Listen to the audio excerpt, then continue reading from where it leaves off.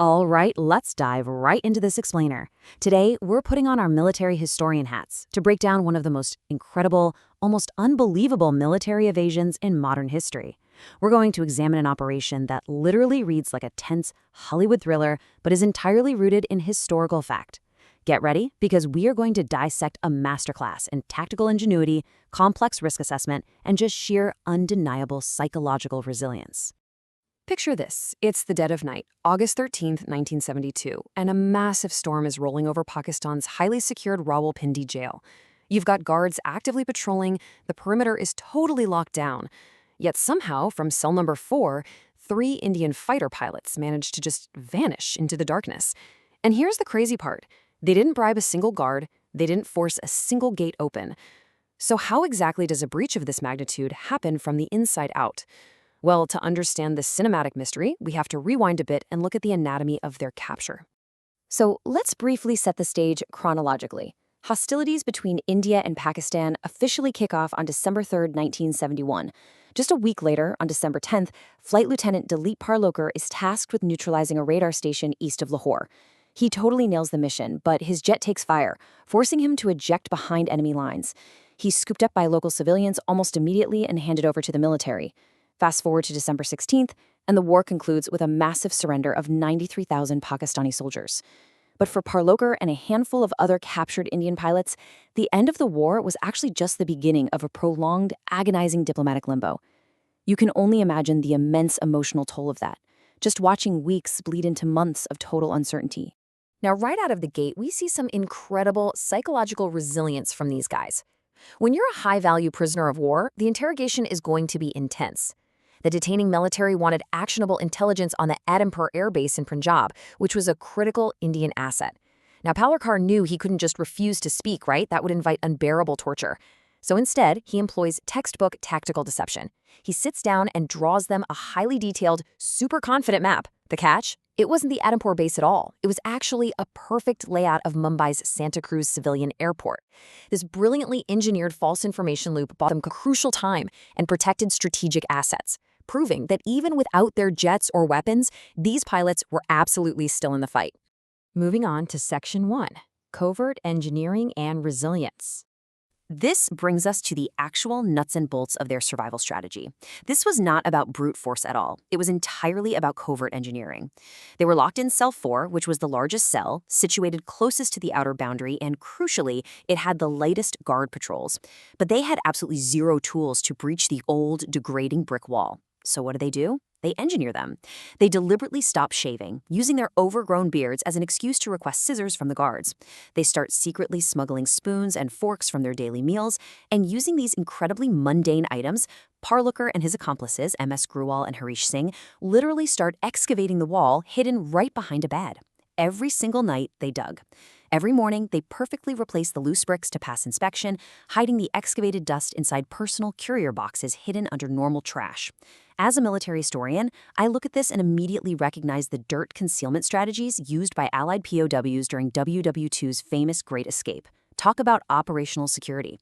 There's even a documented moment of pure terror where a rag they used to plug the hole was suddenly yanked from the outside in the dead of night. They thought it was all over, only to realize a few agonizing moments later that it was just a stray cat.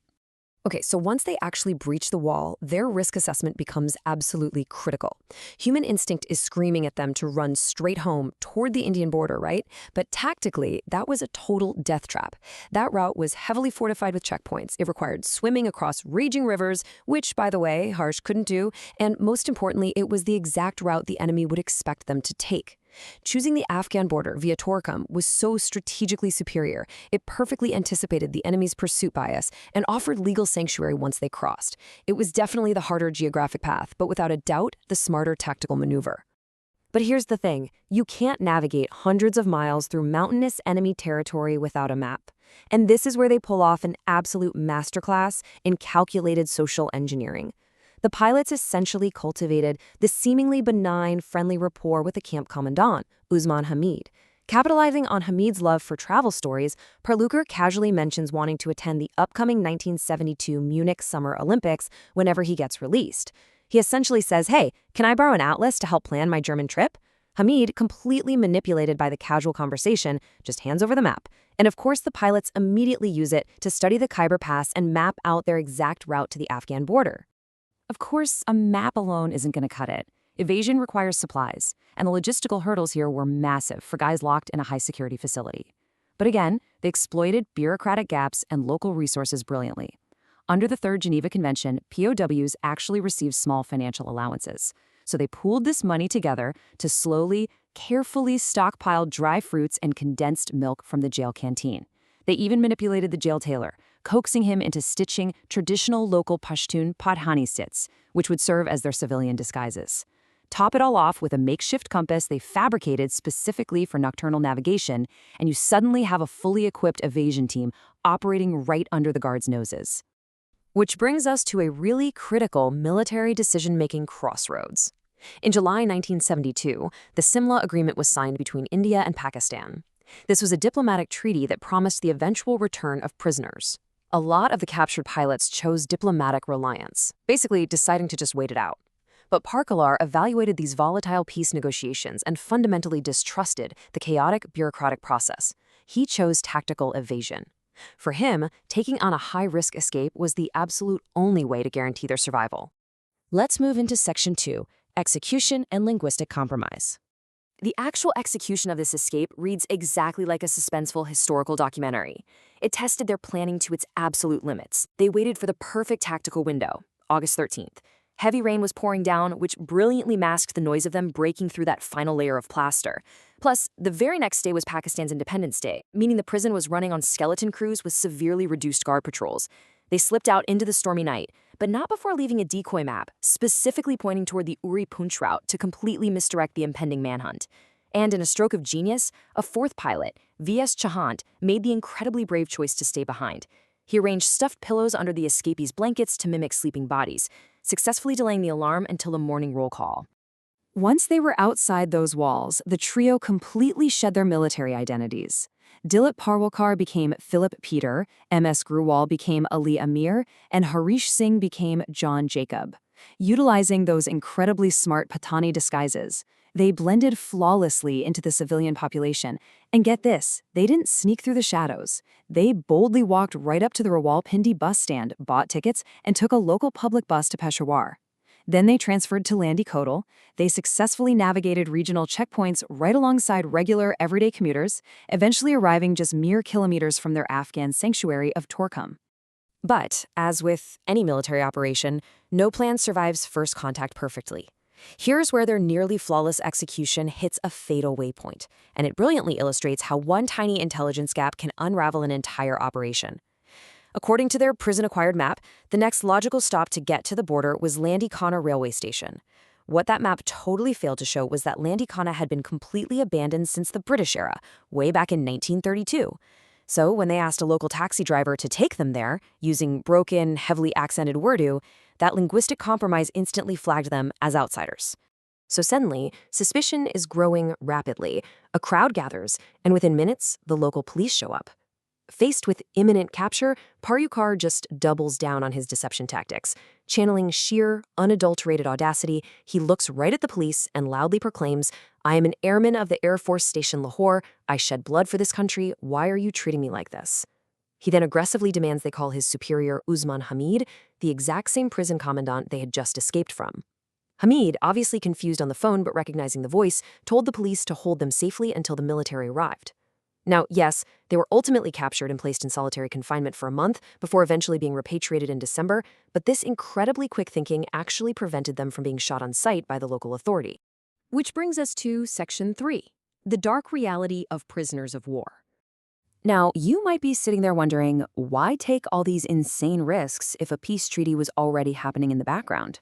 Well, the answer comes down to one number: 54. I want you to really think about the gravity of that number. Following the chaotic post-war prisoner exchange of 1971, 54 Indian prisoners of war went missing in action. They simply vanished into bureaucratic gaps. 54 soldiers who never returned home. It's a sobering, haunting reminder of the true, dark cost of war. And we're not talking about rumors here. We are looking at documented historical cases. Major A.K. Ghosh was visibly photographed in captivity by Time magazine, yet he never came home. Flight Lieutenant Bibi Tambe was sighted alive by a relative in Faisalabad jail as late as 1989. Investigative journalists later reported uncovering entire wards where unidentified POWs had completely lost their mental stability due to the severe, long-term conditions of their confinement. The diplomatic fallout and volatile peace negotiations meant that, despite official treaties, dozens of men were just left indefinitely behind enemy lines. So, what's the ultimate lesson on POW survival we can take away from all this? It's that the grim reality of those 54 missing soldiers proved Polliker's intense paranoia was 100% justified. Trusting the diplomatic process blindly carried fatal risks. In the brutal calculus of war, tactical evasion is sometimes the absolute only safeguard against the dark realities of post-war bureaucracy. These pilots didn't escape because they were just impatient to get home. They escaped because they knew the system could fundamentally fail them. Which leaves us with one final, pretty heavy question to think about. Consider the incredible lengths these pilots went to, literally digging through brick walls with spoons, faking identities, and braving rugged enemy territory. When international treaties and diplomatic processes guarantee absolutely nothing, is attempting an impossible escape your only logical military maneuver? It's a question that really challenges our faith in post-war justice, and it leaves us to marvel at the ultimate, unyielding human drive for survival.